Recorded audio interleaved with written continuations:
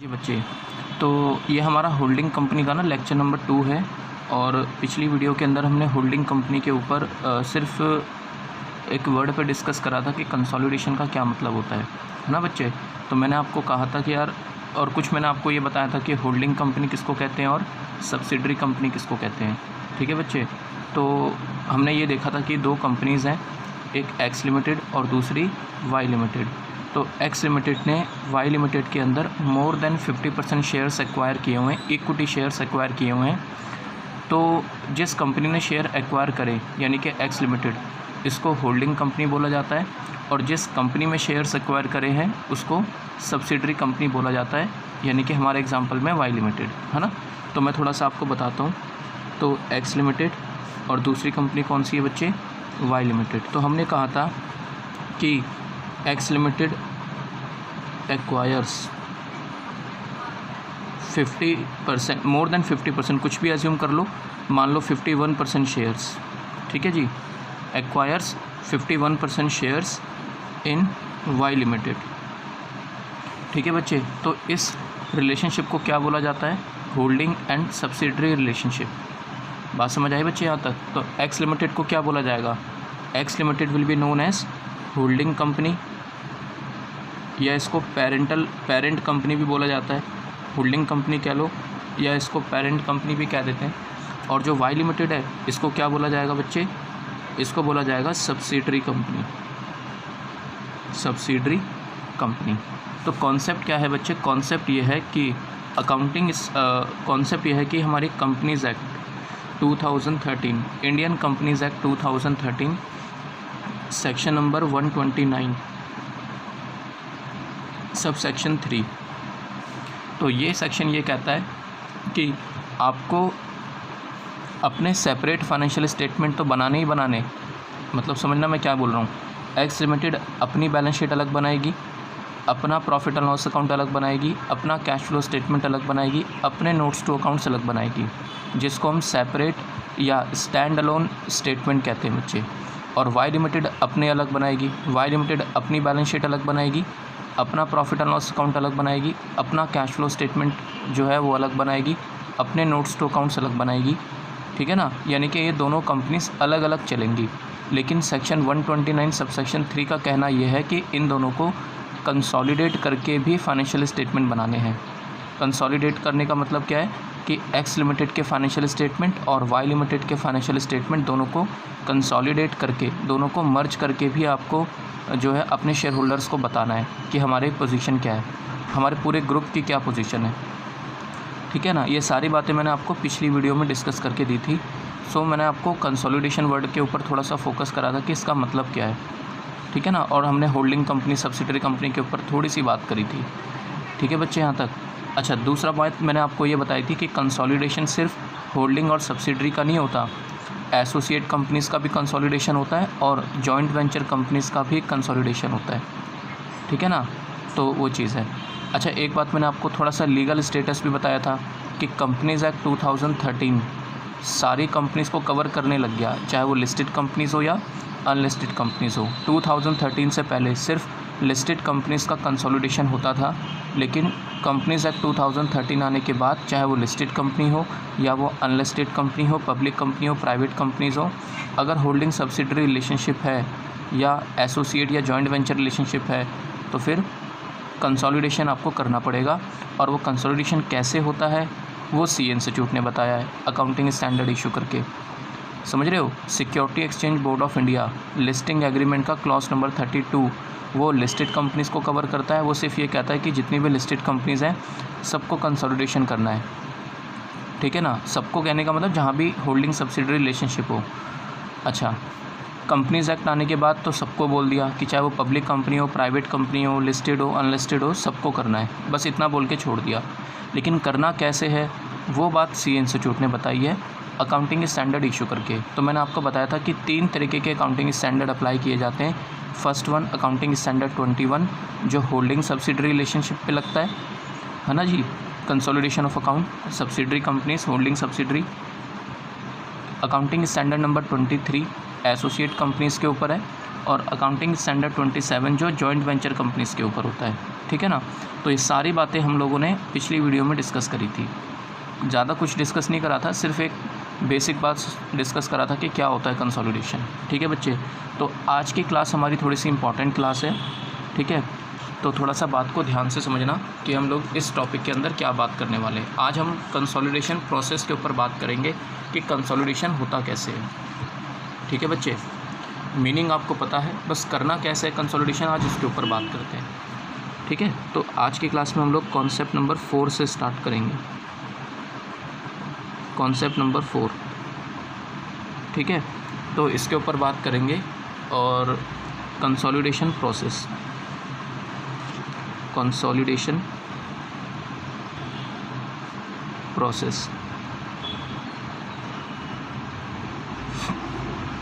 तो unit number 1, unit 1 consolidated balance sheet, consolidated balance sheet. Unit number 2 consolidated, unit number 2 consolidated profit and loss statement. और unit number 3, unit number 3 consolidated cash flow statement, consolidated cash flow statement, ठीक है बच्चे। और बाकी आपको पता है consolidated notes to accounts, तो वो तो नोट्स टू अकाउंट्स तो साथ साथ ही बन जाते हैं। जब हम बैलेंस शीट P&L बनाएंगे तो नोट्स टू अकाउंट्स तो साथ साथ बन जाएंगे, ठीक है ना। मेनली तो ये 3 चीज़ें होती हैं। अच्छा एक बात और बता देता हूँ बच्चे, जो स्टूडेंट्स बीकॉम ऑनर्स के हैं, बीकॉम प्रोग्राम में तो खैर ये टॉपिक ही नहीं है, जो बच्चे बीकॉम ऑनर्स के हैं तो बीकॉम ऑनर्स के सिलेबस में ये टॉपिक है और सिर्फ यूनिट 1 है। यानी कि बीकॉम के बच्चों को, बीकॉम ऑनर्स के बच्चों को, बीकॉम ऑनर्स के बच्चों को सिर्फ यूनिट 1 स्टडी करना है, यानी कि कंसोलिडेटेड बैलेंस शीट। यूनिट 2 और यूनिट 3 इनके सिलेबस में नहीं है बच्चे, लेकिन जो बच्चा CA इंटर का होगा ना, तो CA इंटर के ग्रुप 2 के अंदर ये तीनों टॉपिक पढ़ाए जाते हैं, कंसोलिडेटेड बैलेंस शीट, P&L और cash flow statement as well, ठीक है ना। तो वो चीज़ है बच्चे। तो हम तो अगर अब बीकॉम के बच्चे होंगे तो उनके लिए सिर्फ यूनिट 1 है और हम काफ़ी टाइम लगाएंगे यूनिट 1 पे, और यूनिट 1 ही सबसे ज़्यादा इंपॉर्टेंट है, ये दोनों खास इतना इंपॉर्टेंट नहीं है, ठीक है ना। मैं ये नहीं कहता कि एग्ज़ाम में नहीं आ सकता, CA इंटर के बिल्कुल आता है और आ सकता है और आया हुआ है, ठीक है। तो शुरुआत हम बैलेंस शीट से करेंगे, उसके बाद फिर बाद में देखेंगे स्टेटमेंट और कैश फ्लो स्टेटमेंट, ठीक है जी। P&L स्टेटमेंट और कैश फ्लो स्टेटमेंट, ठीक है जी। अब ये क्या टॉपिक है, तो बच्चे अगर आपको ये टॉपिक समझना है ना, यूनिट 1, यूनिट 1, तो unit 1 consolidated balance sheet, consolidated balance sheet, यानी कि 2 कंपनीज़ हैं, X लिमिटेड और Y लिमिटेड, दोनों कंपनीज़ की बैलेंस शीट को कंबाइन करना है आपने। सुना मैंने क्या बोला? 2 कंपनीज़ हैं, X लिमिटेड और दूसरी कंपनी है Y लिमिटेड। X लिमिटेड ने Y लिमिटेड में शेयर्स एक्वायर किए हुए हैं 50% से ज़्यादा, तो वहाँ पर होल्डिंग सब्सिडरी हो गया, ठीक है जी। तो अब हमें क्या करना है, इन दोनों बैलेंस शीट को, X लिमिटेड की जो सेपरेट बैलेंस शीट है, Y लिमिटेड की जो सेपरेट बैलेंस शीट है, इन दोनों को कंबाइन करना है आपने, ठीक है, या कंबाइन कह लो या कंसोलिडेट करना है, ठीक है। तो उसी के ऊपर बात करनी है बच्चे। देखो अब ध्यान से, तो टॉपिक ये है बच्चे कि अगर आपको कंसोलिडेटेड बैलेंस शीट बनानी है तो आपको ना कुछ वर्डिंग पे कमांड करनी पड़ेगी। मैं प्योरली टॉपिक पे आने से पहले कुछ वर्डिंग का मतलब समझाना चाहूँगा, उसके बाद फिर हम देखेंगे कि कैसे काम करना है, ठीक है बच्चे। सुना मैंने क्या बोला? तो पहले हम लोग थोड़ा सा डेफिनेशन के ऊपर बात कर लेते हैं, कुछ वर्ड का मीनिंग समझ लेते हैं, फिर बात करते हैं, ठीक है जी। तो कौन कौन सी डेफिनेशंस हैं जो आपको स्टडी करनी है? Important definition,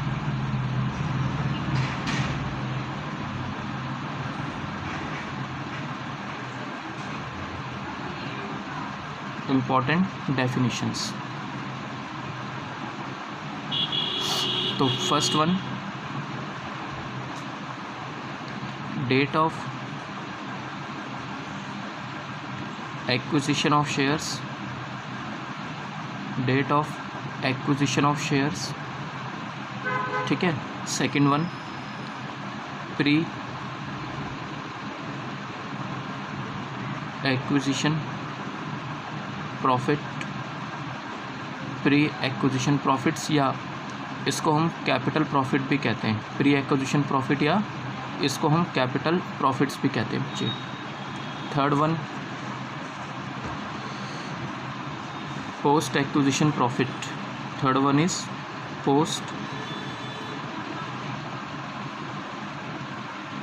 acquisition profit, post acquisition profit, या इसको हम लोग रेवेन्यू प्रॉफिट भी कह देते हैं, एक ही बात है। Fourth minority interest, fourth one is minority interest, and fifth one is cost of control, cost of control, ठीक है ना। ये 5 वर्डिंग के ऊपर अगर आपको कमांड हो गई तो इस टॉपिक में कोई दिक्कत ही नहीं है बच्चे। सिर्फ ये 5 वर्ड आपको समझ में आने चाहिए और कुछ भी नहीं है, बहुत आसान है, ठीक है। सिर्फ ये 5 वर्ड है, अगर आपको ये 5 समझ आ गया तो इस चैप्टर में कुछ भी नहीं है बच्चे, ठीक है ना। चलिए तो शुरू करते हैं टॉपिक। ये 5 वर्ड पहले मैं आपको समझा दूँ, फिर बात करते हैं इसके ऊपर। तो आप एक काम करो, एक ना बैलेंस शीट नोट करो आप मेरे साथ साथ। आपको मैं एक बैलेंस शीट नोट करवाता हूँ, एग्जाम्पल है, आप एक एग्जाम्पल नोट करिए।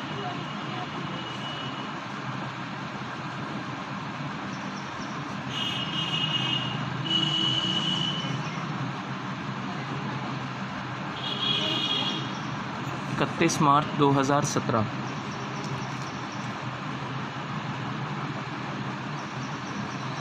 अब ये मत कहना कि सर जो बैलेंस शीट है वो आप पुराने फॉर्मेट में बना रहे हो।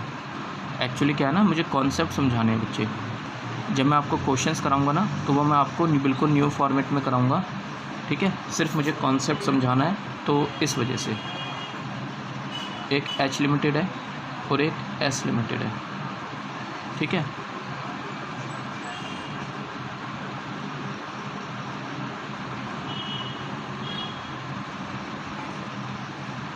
एच लिमिटेड और एस लिमिटेड, मुझे कॉन्सेप्ट समझाना है बच्चे, इसलिए मैंने पुराना फॉर्मेट का यूज़ करा है। कॉन्सेप्ट समझाने के लिए ना पुराना फॉर्मेट सबसे बेस्ट है। न्यू फॉर्मेट तो प्रेजेंटेशन है, एक अच्छी प्रेजेंटेशन बस।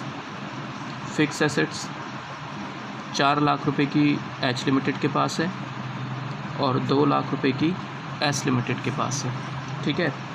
अच्छा, इसके बाद है यहाँ पे इन्वेस्टमेंट इन एस लिमिटेड 100%, और ये हमने शेयर्स एक्वायर करे हैं 31 मार्च 2017 को, यानी कि साल के एंड पे 2,60,000 रुपये। बात समझ आई यहाँ तक। एच लिमिटेड ने एस लिमिटेड के अंदर 100% शेयर्स एक्वायर करे हैं 31 मार्च 2017 को 2,60,000 रुपये में, ठीक है। तो इसका मतलब एच लिमिटेड की इन्वेस्टमेंट हो गई, तो एसेट साइड में दिखाएंगे इसको। यहाँ पर आएगा करंट एसेट्स, और मान लो इनके पास 1.5 लाख रुपए की करंट एसेट्स हैं और इसके पास है 1 लाख रुपए की करंट एसेट्स, है ना। टोटल कितना हो गया, ये टोटल हो गया 3 लाख, और ये हो गया 8,10,000 रुपये, 8,10,000।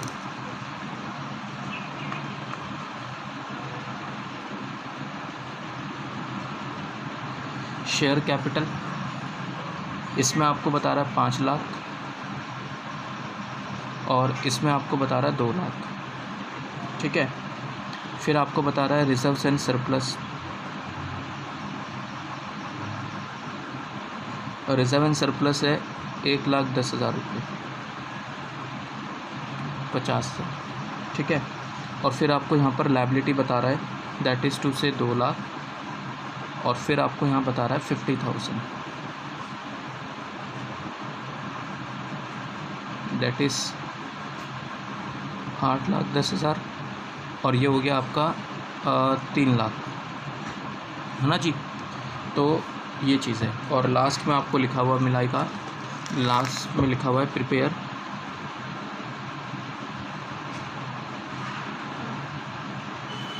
Consolidated balance sheet,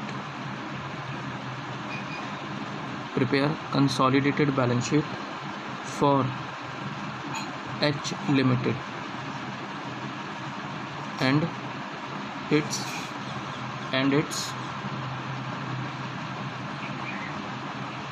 its wholly owned subsidiary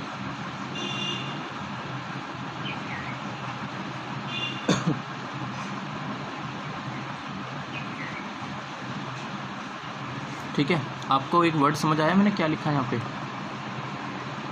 wholly owned subsidiary. Wholly owned subsidiary का मतलब होता है बच्चे कि सारे के सारे शेयर्स होल्डिंग कंपनी के पास है। देखो मैं ये कहना चाह रहा हूँ, ये देखो एस लिमिटेड की बैलेंस शीट, शेयर कैपिटल कितने की है? 2 लाख रुपए, हाँ या ना? मान लेते 10 रुपये का एक शेयर है, तो आप मुझे बताओ एस लिमिटेड ने कितने शेयर्स इशू किए हुए हैं? 20,000।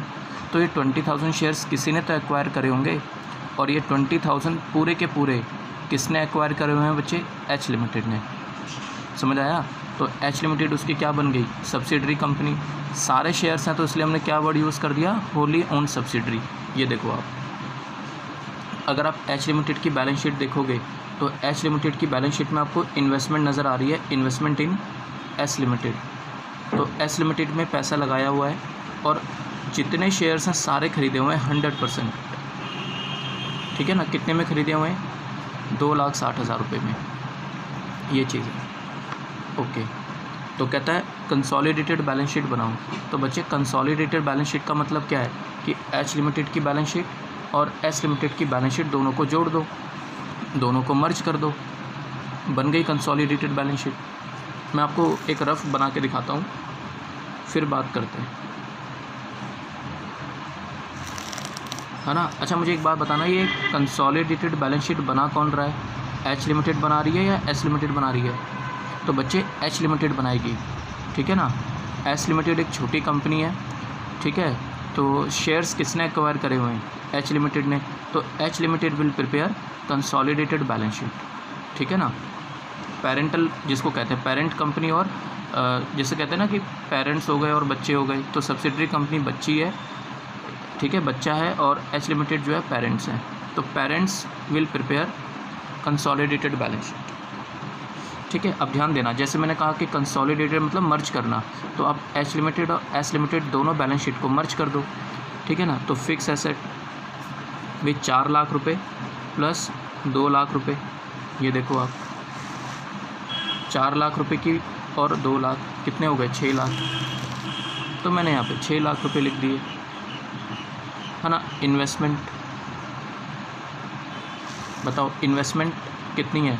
260, यहाँ पर नील, तो कितना आ गया? 260 आ गया ना,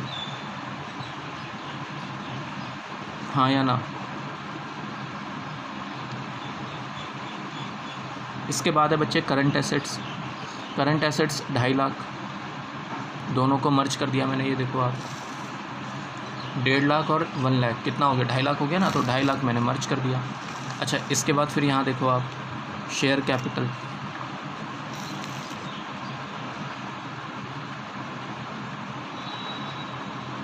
शेयर कैपिटल हो गया 7 लाख, ये देखो मर्ज कर दिया मैंने, 5 और 2 7 लाख। रिजर्व एंड सरप्लस कितना हो गया? 1,60,000। रिजर्व एंड सरप्लस ये कितना हो गया बच्चे? 1,60,000।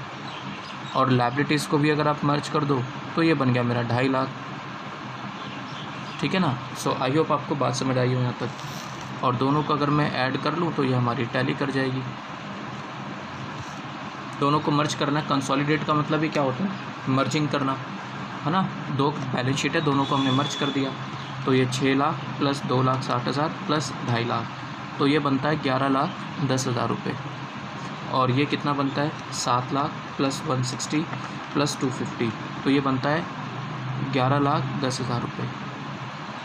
सो आई होप समझ आया हो यहाँ तक, है ना, मैच कर गई, कोई दिक्कत वाली बात ही नहीं है इसमें। बन गई consolidated balance sheet.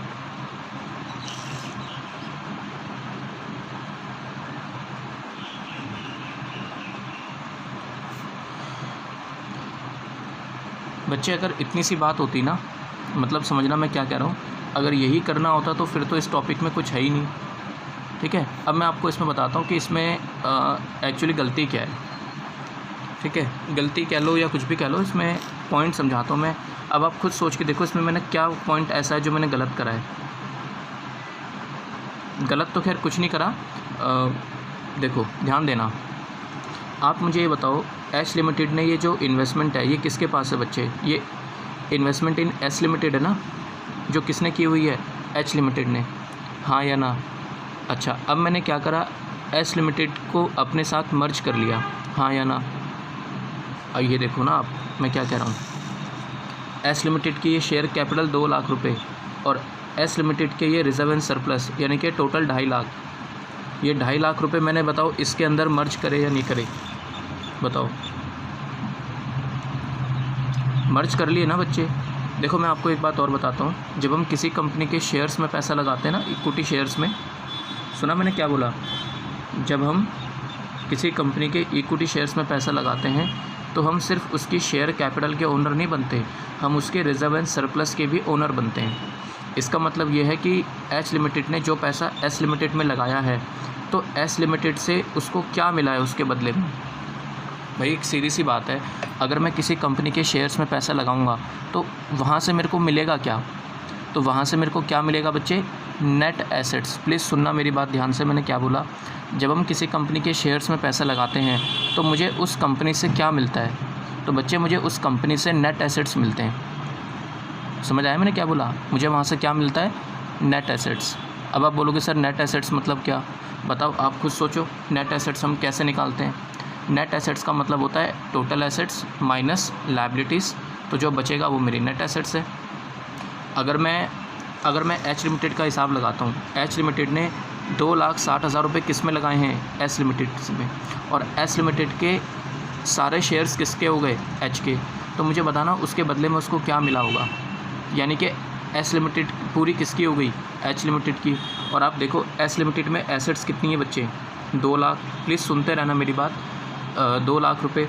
Current assets कितनी है? 3 लाख, हाँ या ना? और तो कोई एसेट्स नज़र नहीं आ रही यहाँ पर। 2 लाख रुपए की फ़िक्स एसेट, 1 लाख रुपए की करंट एसेट्स, तो टोटल एसेट्स कितनी हो गई? 3 लाख। तो आप मुझे बताओ 3 लाख रुपए की एसेट्स पे राइट किसका है? एच लिमिटेड का। क्यों? क्योंकि एच लिमिटेड ने 100% शेयर्स एक्वायर करे हुए हैं, तो सारी की सारी कंपनी किसकी है? एच लिमिटेड की। अच्छा, लेकिन ये लायबिलिटी 50,000 रुपये की, ये लायबिलिटी भी तो है। तो 3 लाख रुपये में से अगर मैं ये 50,000 रुपये हटा दूँ तो बच्चे मेरे पास क्या बचेगा? तो मेरे पास बचेंगे 2.5 लाख रुपये। बात समझ आ रही है यहाँ तक? भाई 3 लाख रुपए के ऊपर 50,000 का राइट तो आउटसाइडर का है, यानी कि आउटसाइडर का क्लेम कितना है? 50।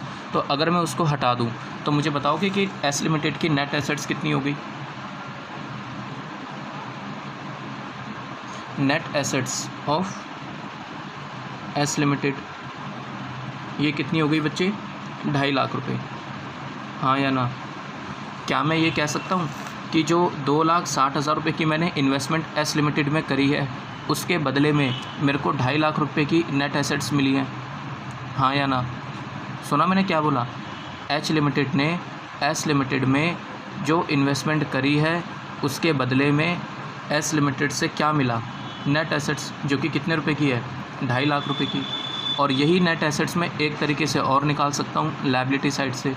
ये नेट एसेट मैंने कैसे निकाला बच्चे? एसेट साइड से। इसी को निकालने का एक तरीका मेरा ये भी हो सकता है, 2 लाख रुपए की शेयर कैपिटल और रिजर्व एंड सरप्लस 50,000 रुपये की। मेरी बात समझ आई यहाँ तक?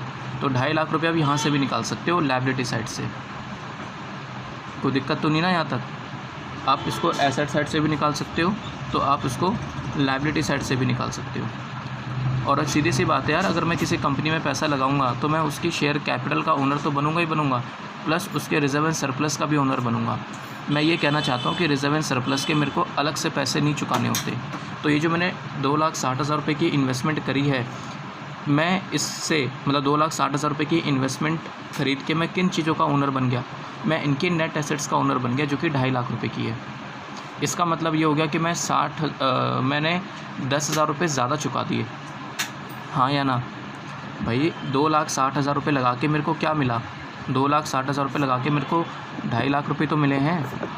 हाँ या ना? तो वो 10,000 रुपये मैं एक्स्ट्रा चुका के आ रहा हूँ कि नहीं आ रहा? मेरी बात समझ आ रही है मैं क्या बोल रहा हूँ? पता है उसको किस नाम से जाना जाता है? उसको हम कहते हैं गुडविल। जैसे आपने अमलगमेशन में पढ़ा होगा कि परचेजिंग कंपनी जब वेंडर कंपनी का बिज़नेस ख़रीदती है तो एसेट्स और लायबिलिटीज़ दोनों ख़रीदती है, ये हमने देखा था।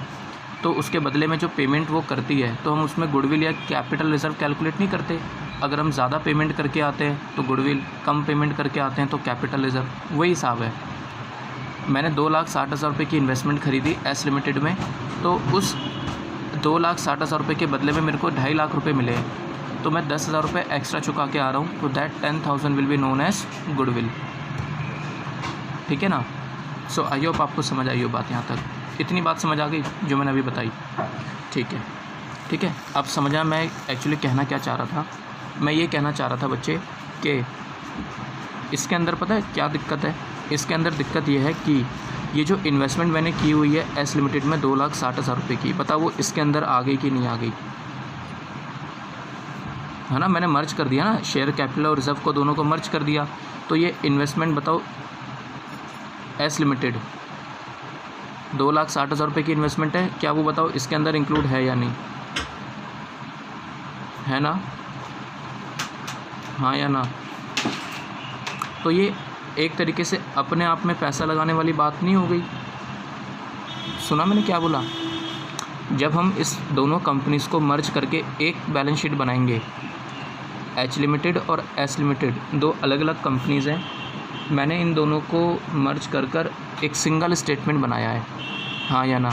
तो आप मुझे सोच के जवाब देना, ये इन्वेस्टमेंट मैंने किस में की हुई है? बताओ अब इसमें आ गई कि नहीं आ गई? तो यहाँ पर अगर आप थोड़ा ध्यान से देखो तो अपने आप में शेयर्स लगाने वाली बात हो गई, है ना? जब मैंने शेयर कैपिटल मर्ज कर दी, मैंने रिजर्व एंड सरप्लस मर्ज कर दिए, तो ये इन्वेस्टमेंट मैंने किस में कर दी? ये इन्वेस्टमेंट मैंने अपने आप में ही तो कर दी। तो एक तरीके से आपको कॉन्ट्रा बैलेंस नज़र नहीं आ रहा?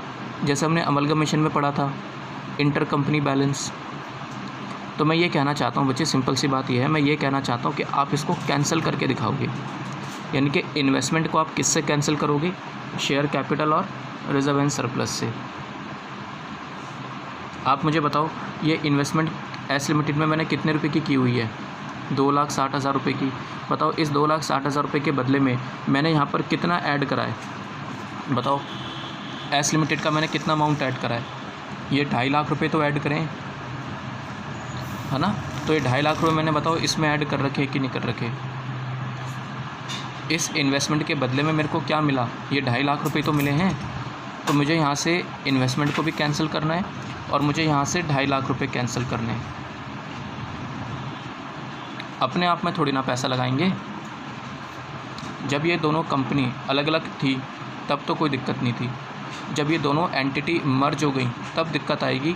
तब दिक्कत क्या आएगी कि इन्वेस्टमेंट और शेयर कैपिटल या रिजर्व नेट एसेट जिसको कहते हैं, आपस में कॉन्ट्रा में आ जाएंगे।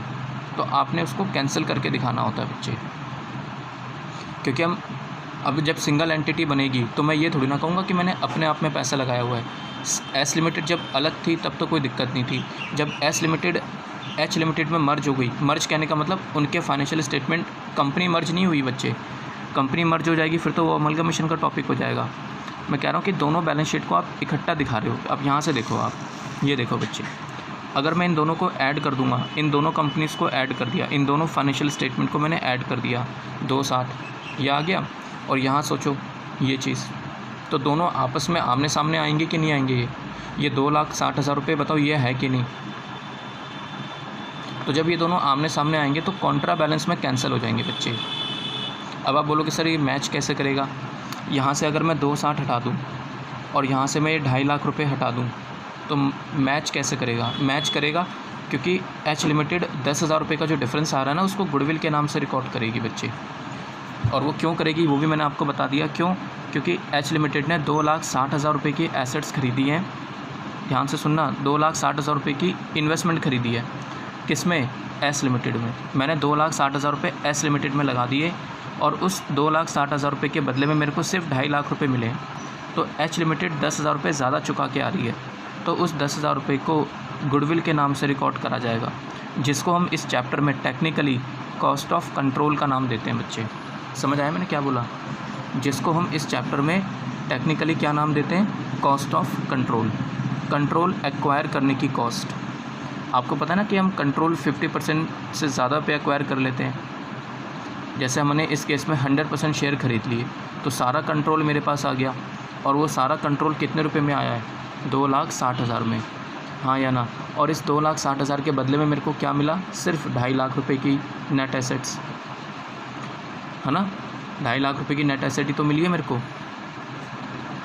तो इसका मतलब मैं 10,000 रुपये ज़्यादा चुका रहा हूँ, तो उसको हम गुडविल के नाम से रिकॉर्ड करेंगे, या उसको हम टेक्निकली नाम क्या देते हैं? Cost of control. H limited उसको क्या बोलेगी? Cost of acquiring control. Control acquire करने की कॉस्ट। बात समझ आई यहाँ तक? तो आपने क्या करना है?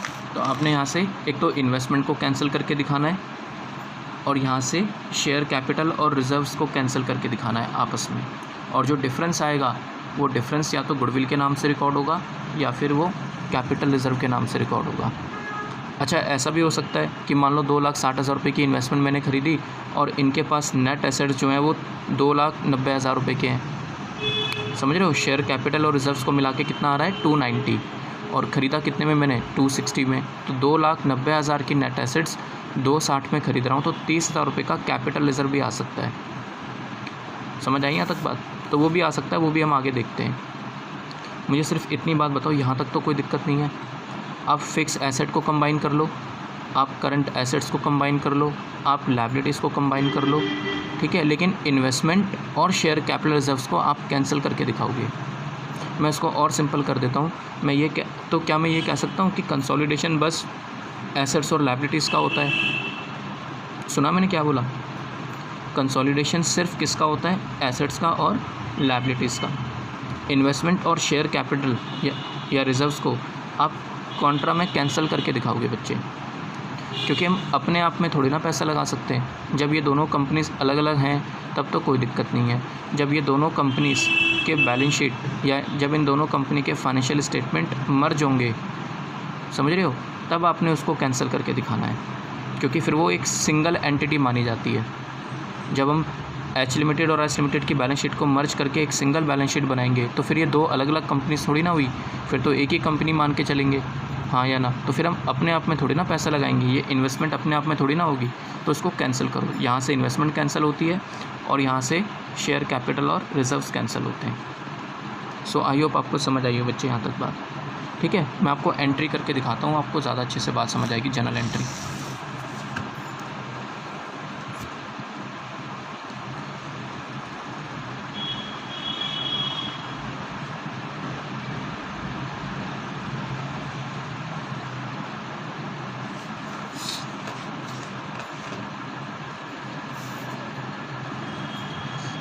देखो, और ये जो एंट्री है ना, ये आपने एग्ज़ाम में करके नहीं दिखानी।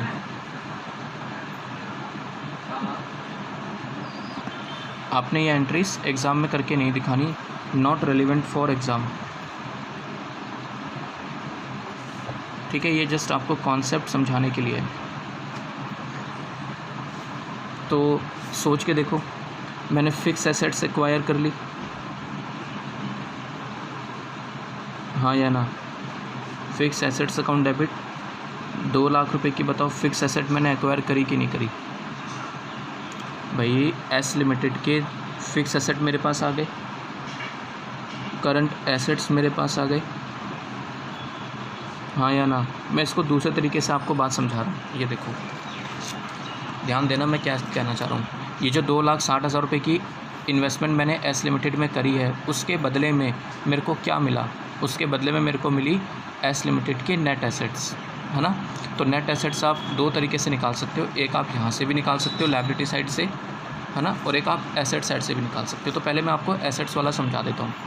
बताओ मैंने एस लिमिटेड से क्या क्या ख़रीदा इस 2,60,000 में। मैंने एस लिमिटेड के फ़िक्स एसेट ले लिए 2 लाख के, मैंने एस लिमिटेड के करंट एसेट्स ले लिए 1 लाख रुपए, यानी कि 3 लाख रुपए की एसेट्स ले ली। तो मैं वही चीज़ डेबिट कर रहा हूँ बच्चे, और 50,000 रुपये की लायबिलिटी भी ली है।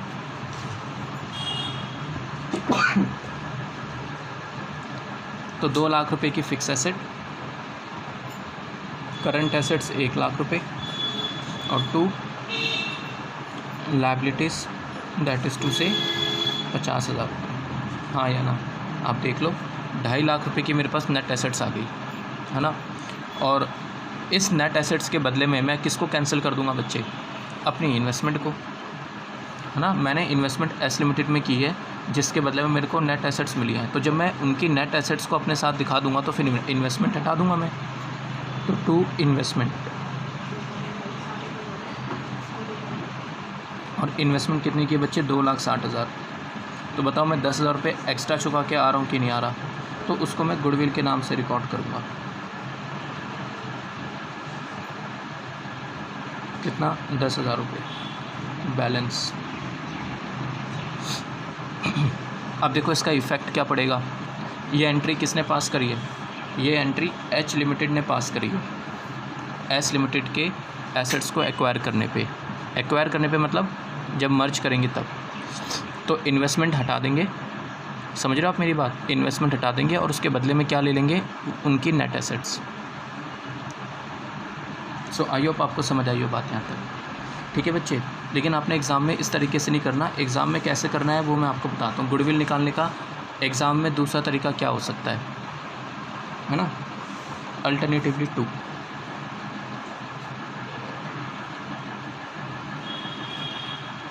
Alternative relevant for exam,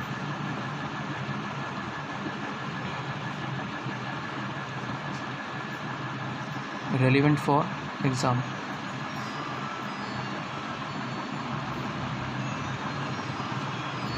relevant for exam, ठीक है जी। तो देखना ज़रा, आप मुझे बताओ मैंने इन्वेस्टमेंट कितने की ख़रीदी? कॉस्ट ऑफ इन्वेस्टमेंट, मैंने इन्वेस्टमेंट ख़रीदी 2,60,000 रुपये की, हाँ या ना? तो मुझे बताओ इस 2,60,000 रुपये में मैंने क्या ख़रीदा? इस 2,60,000 रुपये में मैंने एस लिमिटेड के नेट एसेट्स ख़रीदे, हाँ या ना? और उस नेट एसेट्स को निकालने का लायबिलिटी साइड से क्या तरीका हो सकता है बच्चे? शेयर कैपिटल और रिज़र्व्स, है ना, शेयर कैपिटल और रिज़र्व्स। तो वही चीज़ मैं यहाँ लिख रहा हूँ, यानी कि मैं इन्वेस्टमेंट को किसके साथ कैंसिल कर रहा हूँ? Share in capital and reserves of S limited. कितना बच्चे? 2.5 लाख रुपये, है ना।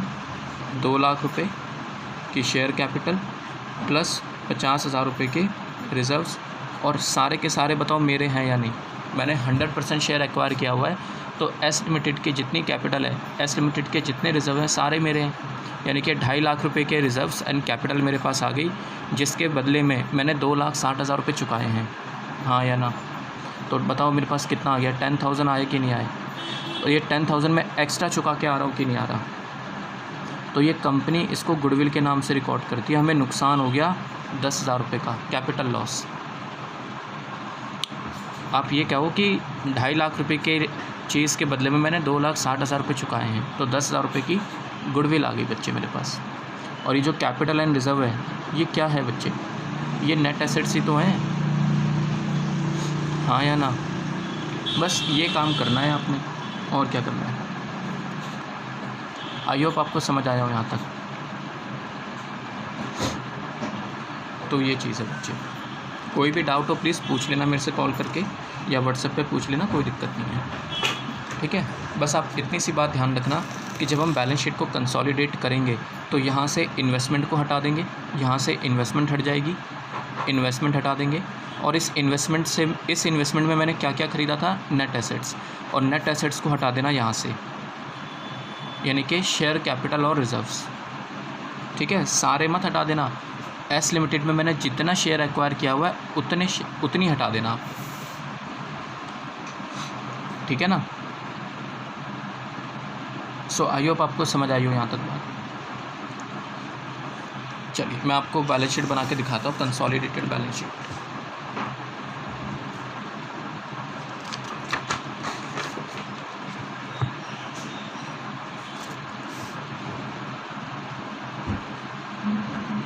कंसोलिडेटेड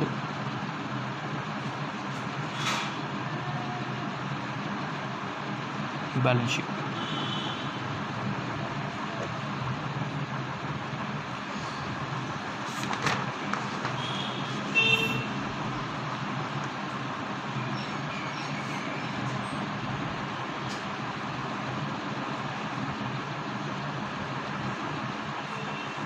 तो सबसे पहले हम यहाँ लिखेंगे share holder fund.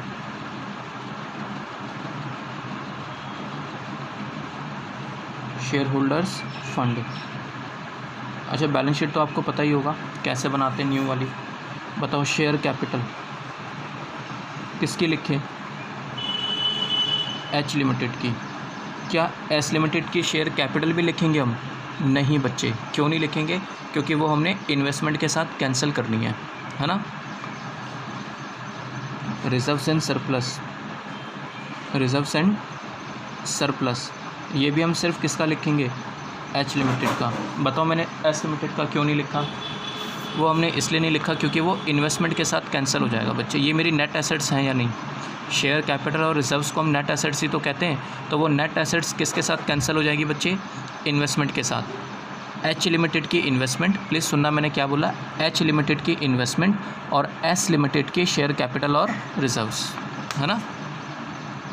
H limited की इन्वेस्टमेंट और एस लिमिटेड की शेयर कैपिटल और रिजर्व दोनों आपस में कैंसिल हो जाएंगे, और जो भी डिफरेंस आएगा दोनों के अंदर वो या तो गुडविल के नाम से रिकॉर्ड होगा या फिर कैपिटल रिजर्व के नाम से रिकॉर्ड होगा। तो इसकी जो है ये शेयर कैपिटल 5 लाख और इसका कितना है ये 6 लाख, 1 लाख रुपये। तो टोटल कितना हो गया? 1,10,000 रुपये। तो ये हो गया 6,10,000, ठीक है। नॉन करंट लायबिलिटी,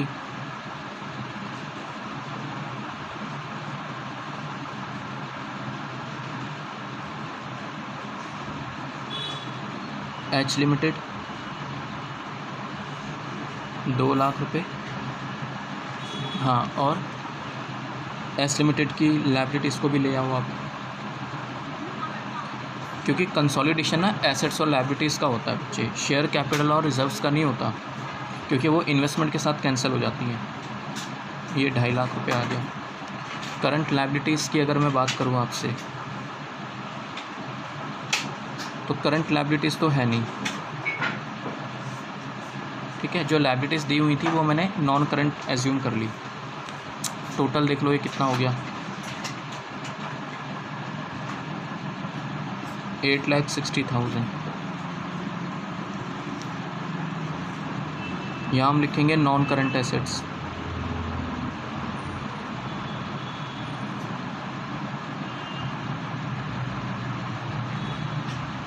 तो नॉन करंट एसेट्स में एक तो टेंजिबल एच लिमिटेड और एस लिमिटेड,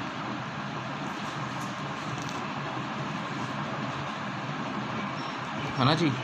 तो ये कितना हो गया बच्चे? 4 लाख, और एस लिमिटेड के कितने थे? 2 लाख। कितना हो गया? 6 लाख। इनटेंजिबल एसेट्स, गुडविल आई थी ना 10,000 रुपये महंगी इन्वेस्टमेंट खरीद ली थी हमने गुडविल, तो ये कितना आ गया? 10,000, जिसके लिए हमने एक नोट बनाया था, refer cost of control, COC मतलब कॉस्ट ऑफ कंट्रोल। यहाँ लिखेंगे हम current assets, current assets H limited और एस लिमिटेड, 1.5 लाख और 1 लाख। कितना हो गया ये? 2.5 लाख। ठीक है, तो ये चीज़ है बच्चे, ऐड कर लो दोनों को।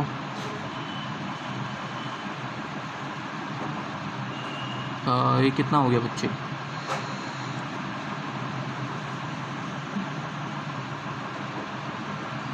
$8,60,000 है ना। देख लो आप, ये काम करना है आपने। देखो जैसे मैं आपको अभी बता रहा था, इसके अंदर ये चीज़ यही था ना बच्चे, 6 लाख रुपए मैंने एसेट्स को कंबाइन कर दिया, फिर मैं इन्वेस्टमेंट को लेके आया, करंट एसेट्स कंबाइन होगी, लायबिलिटीज़ कंबाइन हो गई। तो मैंने कहा कि यार इन्वेस्टमेंट को कैंसिल कर देना, क्योंकि हम अपने आप में पैसा नहीं लगा सकते। मैं फिर बोलता हूँ बच्चे, जब ये दोनों कंपनीज़ अलग अलग हैं तब तो हमें कोई दिक्कत है ही नहीं, है ना। लेकिन जब ये दोनों कंपनीज़ की बैलेंस शीट आपस में मर्ज होगी तो कुछ हमारे पास कॉमन बैलेंस आ जाएंगे, जैसे कि इन्वेस्टमेंट और share capital and reserve, H limited की इन्वेस्टमेंट और एस लिमिटेड के कैपिटल एंड रिज़र्व, हाँ या ना, क्योंकि ये इन्वेस्टमेंट मैंने एस लिमिटेड में की हुई है। तो एस लिमिटेड की शेयर कैपिटल और रिज़र्व मेरे ही तो हो गए एक तरीके से। नहीं समझे आप मैंने क्या बोला, ये इन्वेस्टमेंट मैंने किस में की है, एस लिमिटेड में, तो एस लिमिटेड की शेयर कैपिटल और रिज़र्व मेरे हुए कि नहीं हुए, हाँ या ना। तो जब एच लिमिटेड दोनों को कंबाइन करेगी तो एक तरफ यहाँ इन्वेस्टमेंट दिखा रही है और एक तरफ यहाँ शेयर कैपिटल और रिज़र्व भी दिखा रही है, तो उसका कोई सेंस नहीं बनता ना, क्योंकि इन्वेस्टमेंट किसकी है, मेरी, यानी कि एच लिमिटेड की, और जो यहाँ शेयर कैपिटल और रिज़र्व कंबाइन करें वो भी किसके हैं, वो भी मेरे। तो फिर दोनों को कैंसिल कर दो आप, दोनों को आमने सामने दिखाने का कोई सेंस नहीं बनता। तो इस वजह से हम लोग इन दोनों को कैंसिल करके दिखा देते हैं। बात समझ आई यहाँ तक मेरी बात। तो ये चीज़ होती है बच्चे। तो मैंने यहाँ से इन्वेस्टमेंट हटा दी और मैंने यहाँ से शेयर कैपिटल और रिज़र्व्स हटा दिए। तो मैं ये कहना चाहता हूँ, सीधी सी बात है, जब H limited consolidated balance sheet बनाएगी तो शेयर कैपिटल और रिज़र्व सिर्फ अपने दिखाएगी, एस लिमिटेड के नहीं दिखाएगी। क्यों? क्योंकि वो इन्वेस्टमेंट के साथ कैंसल आउट हो गए, हाँ या ना। आप मुझे बताओ, इस 7 लाख रुपए के अंदर 2 लाख रुपए की कैपिटल है, हाँ या ना, और इस 160 के अंदर 50,000 रुपये के रिज़र्व्स है या नहीं। तो और इन्वेस्टमेंट कितने की है, 2,60,000 की। तो मैं यहाँ से 2,60,000 हटाऊँगा और यहाँ से कितना हटाऊँगा, 2 लाख ये और 50,000 ये, हाँ या ना। तो मुझे बताओ यहाँ पे डिफरेंस आएगा कि नहीं आएगा, क्योंकि यहाँ पे 10,000 रुपये बच जाएंगे। यहाँ से 2.5 लाख कैंसिल होंगे, यहाँ से 2,60,000 कैंसिल होंगे, तो 10,000 रुपये का डिफरेंस आएगा। उसको हम 10,000 रुपये गुडविल के नाम से रिकॉर्ड करेंगे एसेट साइड में, तो बात सही हो जाएगी। और वो क्या चीज़ है वो मैंने कॉन्सेप्ट के थ्रू समझना। मैंने क्या बोला, वो 10,000 क्या है, वो 10,000 रुपये है बच्चे कॉस्ट ऑफ कंट्रोल, यानी कि कंट्रोल एक्वायर करने की कॉस्ट। जब हम किसी कंपनी में कंट्रोल एक्वायर करते हैं तो उसके शेयर्स खरीदने पड़ेंगे। तो जब हम उसके शेयर्स खरीदेंगे तो उसके बदले में मेरे को क्या मिलेगा वहाँ से, नेट एसेट्स। भाई 2,60,000 की मैंने इन्वेस्टमेंट खरीदी, उसके बदले में मेरे को क्या मिला, उसके बदले में मेरे को मिला नेट एसेट्स, जो कि कितने की है, 2.5 लाख रुपये की, हाँ या ना।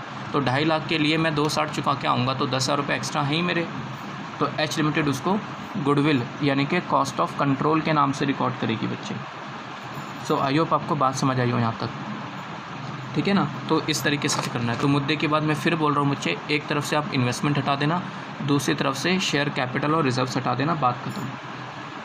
ये बात समझ में आनी चाहिए आपको, ठीक है बच्चे। चलो इतना रिवाइज़ कर लेना, बाकी बातें मैं नेक्स्ट वीडियो में कराता हूँ आपको।